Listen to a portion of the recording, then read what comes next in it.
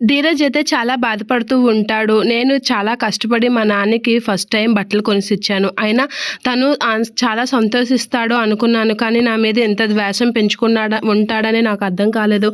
నేనెందుకు నాన్నకి నచ్చడం లేదు, నేనేం చేసినా నచ్చడం లేదు అని ధీరజ్ ఫీల్ అవుతూ ఉంటాడు. ఇక తండ్రి మీద ప్రేమ ఉంది అంటే దాని అర్థం నీకు నచ్చినట్లుగా ఉండడం కాదు. తండ్రి చెప్పింది చేస్తేనే అది తండ్రి మీద ప్రేమ ఉన్నట్లుగా. తండ్రి మాట జవదాటిన వాడే కొడుకు. నేను చెప్పినట్లుగా నువ్వు రైస్ మిల్‌కి రానప్పుడు నువ్వు నా మీద ప్రేమ ఉందని నేను ఎలా నమ్ముతాను అని చెప్పేసి బాధపడుతూ ఉంటాడు ఆ మాటలు గుర్తెచ్చుకొని. ఇక రామరాజు అయితే ధీరజ్ తెచ్చిన బట్టలు వేసుకొని బండి మీద అయితే వస్తూ ఉంటాడు. అది చూసి ధీరజ్ అయితే షాక్ అవుతూ ఉంటాడు. ఏంటి మా నాన్నేనా అని అయితే షాక్ అవుతూ ఉంటాడు.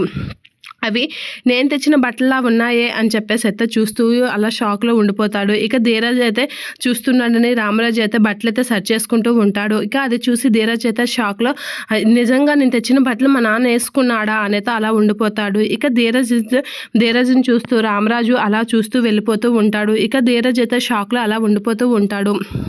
ఇక ధీరజ్ పక్క నుంచి రామరాజు వెళ్ళిపోయేసరికి చాలా హ్యాపీగా ఫీల్ అవుతూ ఉంటాడు. పోనీలే మా నాన్న నన్ను చూడకపోయినా నేను తెచ్చిన బట్టలు వేసుకున్నారు అని చాలా హ్యాపీగా ఫీల్ అవుతూ ఉంటాడు. ఇక రామరాజు అయితే అలా వీడు ఎలా ఫీల్ అవుతున్నాడు అని చూస్తూ ఉంటాడు. అలా ధీరజ్ని పట్టించుకోకుండా రామరాజు అయితే వెళ్ళిపోతూ ఉంటాడు.